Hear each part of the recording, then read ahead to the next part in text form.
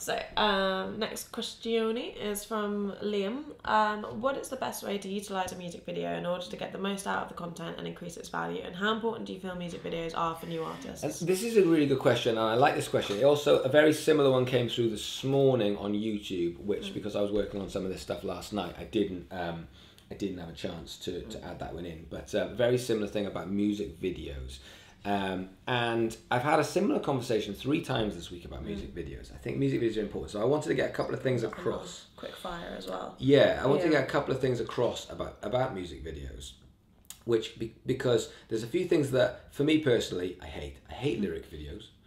I just think, why are you making a video? Yeah. I was like, what value is a lyric video? Just so that you can get it onto YouTube, which is a video sharing platform.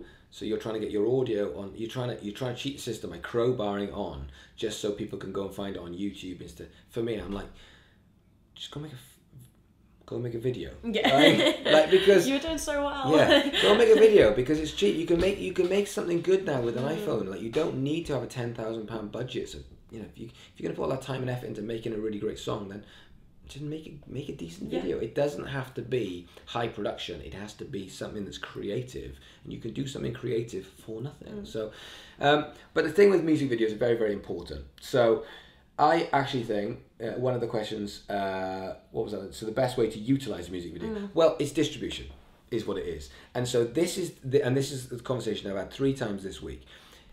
I worry that people put a lot of time and effort into a music video, and then they don't get the result that they want. Same thing with an EP or a single. And the reason why it worries me is because of this, if you build it, it will come mentality.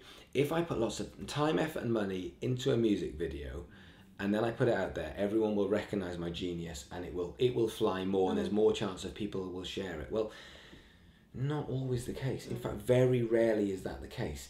People share creative, remarkable, shareable things. They don't share good quality things. There's a big difference. You don't share something because you go, look at the camera lens that's done to that video. Yeah. You don't. You just go, oh my God, you have to see this. That's why people share it, because they say, do you know who, or they tag someone in. So the amount of times that I'll see something and I'll be like, Andy needs to see this. And I'll tag Andy. And occasionally I'll say, my whole Facebook needs to see this, and I'll share it to them. It's got to be shareable, and it isn't just good quality. So my worry is in putting all of your eggs into this, making a great video and putting it onto YouTube, and then sitting back and going, go on then.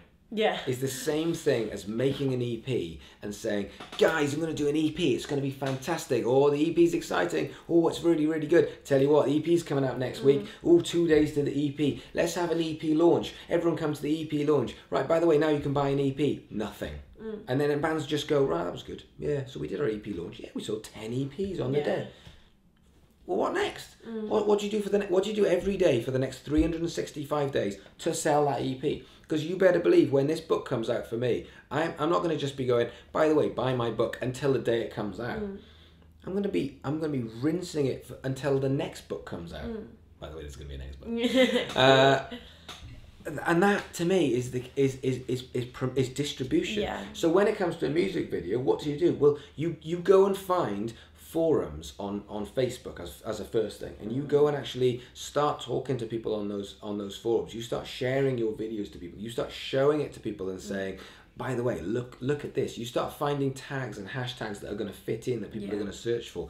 This is hardcore distribution. You find some money in order to find a way of actually doing some kind of Facebook boosts to your audience, because you now know that not all of them are going to see it. So if you're putting a music video out there and you want people to see it, who do you want to see it? Why do you want them to see it? And then how are you going to get it in front of those people? Going back to the first question, the distribution and the reach and the audience and get people to see stuff becomes the most important thing. And that is influence, and that's leverage. It's hard to do. So for me, I'd be spending 2 to 3 hours a day. If I only made one video, if this was the video that I made that was going to launch me, and I was going to be like, this is going to launch me as Damian Keys, the music industry guy, and I'm not going to do another one tomorrow, another one tomorrow, another one, which I'm lucky enough to have that facility to be able to do because of the way I work with the business and the team I have around me, so I'm quite lucky. But if this was the one video that I could only do, I would spend 2 to 3 hours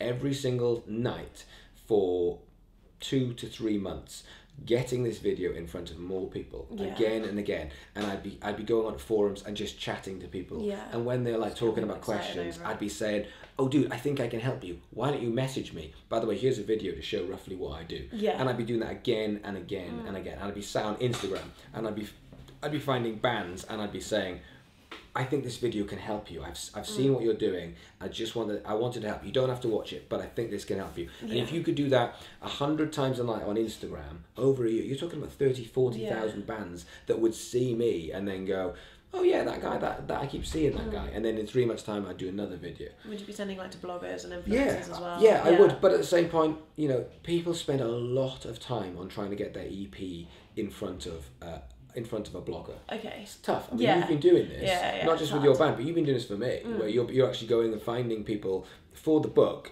You know, one thing we're doing with the book, and you guys should be doing this with your EP launch, one thing we're doing with the book is we are going and finding people who review books or who are in an influence of people that have books that would be prepared to take a rough copy of the book, to read it and put something out there.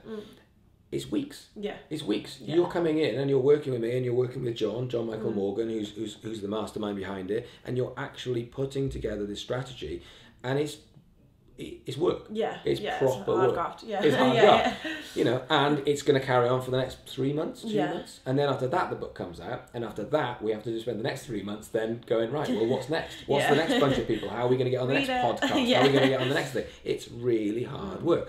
So if it's really hard work, another thing you can do is you can say, well, before we do that, there are some quick wins, because if you're in a classic rock band, then there's loads of classic rock forums and chats on Facebook. If you're in a Christian band, one of the questions that came through yesterday, which I really wanted to answer but we didn't have time, I might do next week, was about breaking into the Christian music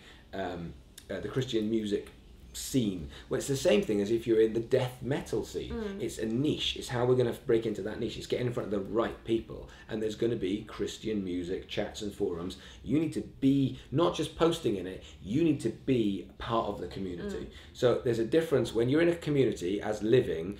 There's a difference between you the neighbour and you the community person.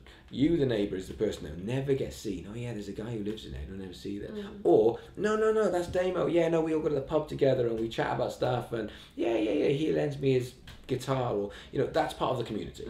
And then the other one is just happen to go in to living in that same space. Being in the same space. Good, well put, exactly the same.